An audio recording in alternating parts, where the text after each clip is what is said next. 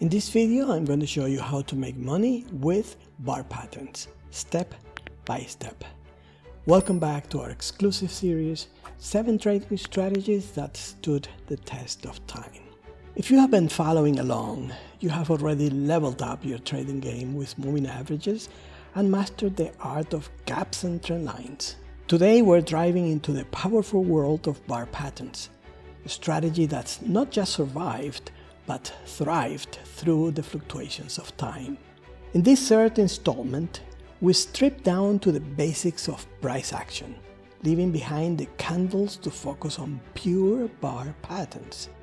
These aren't just lines on a chart, they are the language of the market, and I'm here to help you translate that language into clear signals for entry, stops, and most importantly, profits.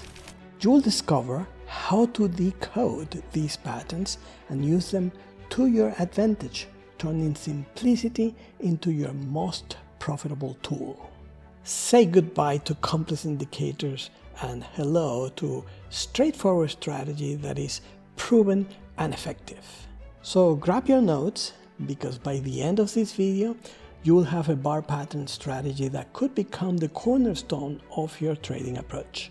And if you have any doubts, don't worry, on Wednesday we'll follow up with a live stream where you can clarify all your doubts. Let's start with a quick introduction on interpreting bars. The very first thing to understand is that the extremes of the bar represent the high and the low of the period.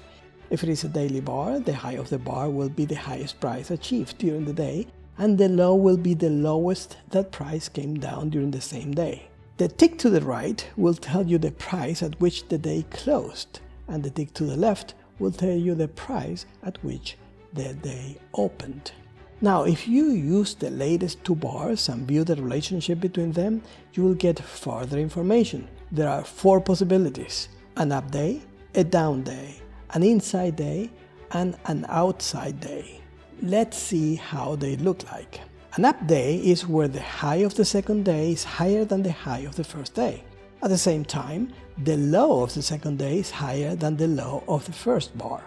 A down day is where the high of the second day is lower than the high of the first day, and at the same time, the low of the second day is lower than the low of the first bar.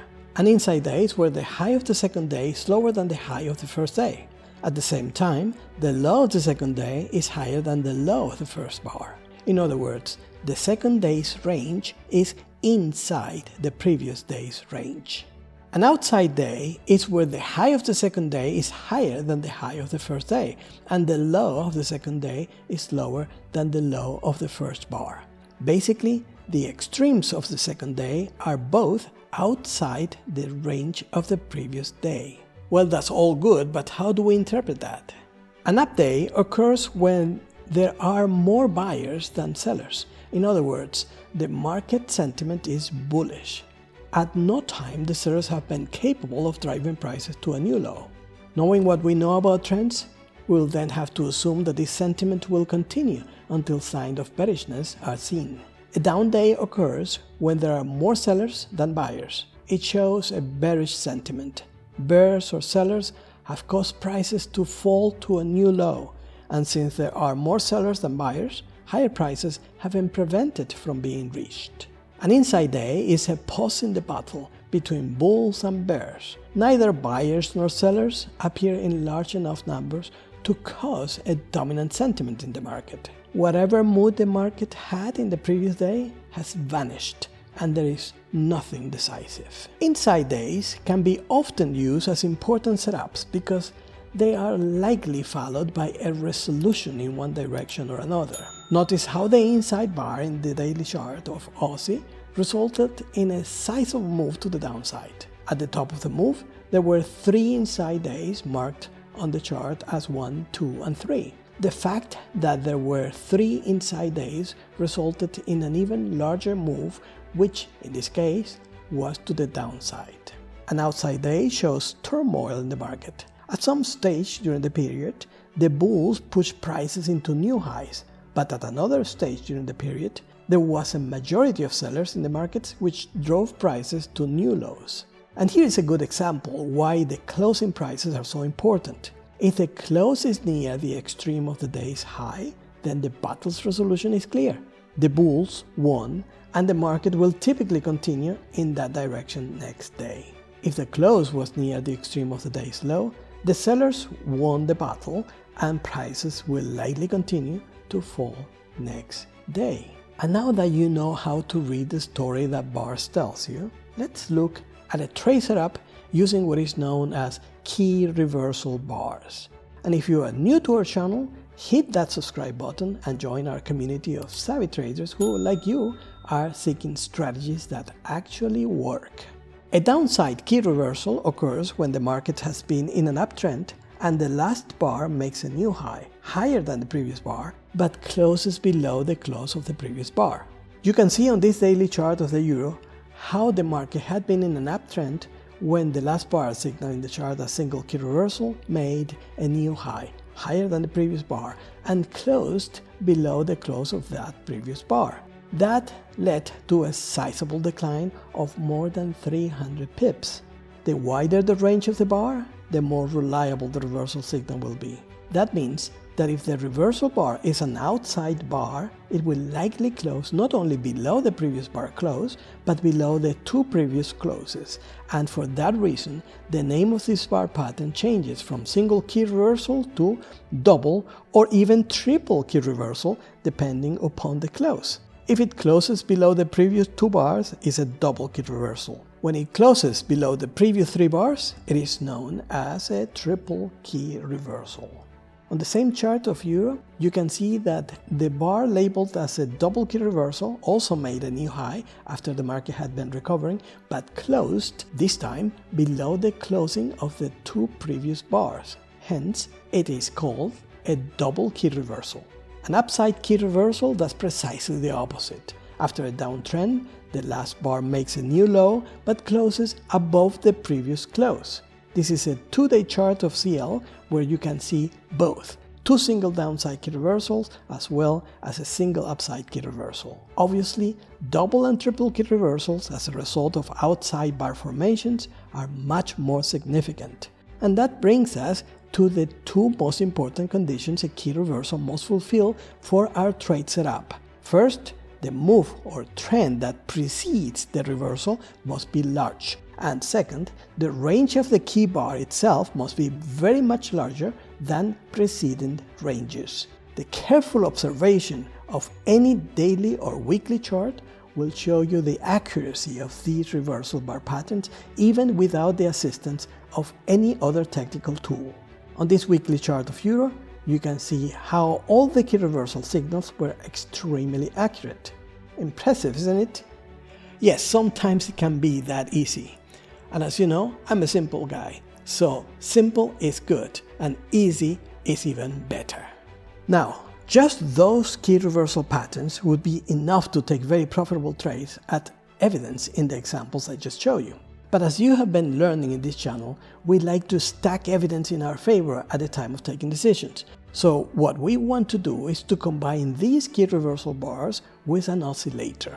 Any oscillator would do, but then again, I like simple, so let's just use the stochastic oscillator and make sure that the indicator is overbought when we spot a bearish key reversal bar and oversold when we see a bullish key reversal. Additionally, and this is extremely important, the indicator should give you the entry signal by penetrating the 80 reference line from above or the 20 reference line from below. For the settings of the indicator, I personally use 13, 8 and 5.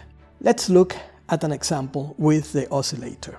This is the weekly chart of the S&P Mini. The vertical line shows you a bearish key reversal bar. Notice that the two conditions we laid out for the bar to be valid are indeed present. First, the move that preceded the reversal was large enough. It went from the low of 21.74 all the way up to the high of 32.31. Quite a big move actually. And secondly, the range of the bar was larger than the preceding ranges. Notice how the key reversal bar actually engulfed the previous bar, which was already larger than the preceding one. All the conditions for a valid key reversal bar were indeed present. The key reversal bar made a new high above the highs of the previous bars and closed at the low below the previous bar close. So it was a single key reversal bar. Yet it is obvious that it didn't work. Had we sold at the opening of the next bar, we would have ended up with a loss. Now let's look at the stochastic and check if the indicator had given us the green light to sell. You can clearly see that the indicator was not overbought.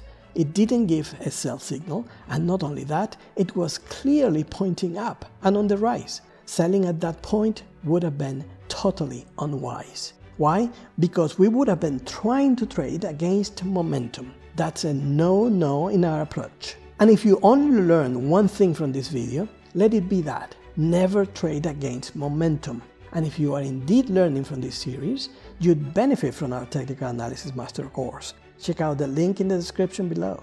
It is extremely valuable and full of amazing content. Let's look at the next key reversal that occurred only a few bars later. The conditions were again present. This time the stochastic had even crossed, which can be considered a sell signal. However, in the methodology I'm trying to show you today, we want to see the stochastic moving below the 80 reference line, and that happened later. By the time that it happened, prices were already on the rise again, so the signal was not valid. The next key reversal bar inside the circle occurred a few weeks later, but this one didn't even meet the two conditions we need. Notice that the range of the bar was actually smaller than the range of the previous bars, so we would have ignored that signal. The next key reversal bar occurred near the top. The conditions were there, but when you look at the stochastic, it was on the rise. So once more, not a valid signal. And finally, the key reversal bar that formed at the top had all the conditions. It was a double key reversal bar because it closed below the two previous closes, plus the stochastic was crossing the 80 reference line. This was indeed a valid signal, and you can see the phenomenal result of such a signal, a large decline from 48.08 down to 35.02. These examples should be enough as to persuade you of the importance of using the key reversal bars in combination with the stochastic. Now, I'm sure you're thinking, but this is a weekly chart and I only use intraday charts. Well, let's check an intraday chart for you. Let's look for another one of the popular markets people like trading. This is a 15-minute chart of crude oil, where we can see two valid signals within a few bars, a testimony of how often you can trade this setup. The first signal had all the conditions, and the stochastic penetrated the 20 reference line from below. The second signal also met all the conditions, and the stochastic confirmed the sell, and as you can see, both those signals worked phenomenally well. Finally, where is our entry and where is our stop? Simple. As an entry, look for the breakout of the extreme of the bar. In the first example, you want to see prices moving above the high of the bar. The initial protective stop should be the lowest extreme of the bar. In the second example, you want to see prices printing below the low of the bar for an entry. And as initial protective stop, you'd use the high of the bar. There you have it. Another trade setup that stood the test of time, and that it can make a significant difference in your trading results. Happy trade!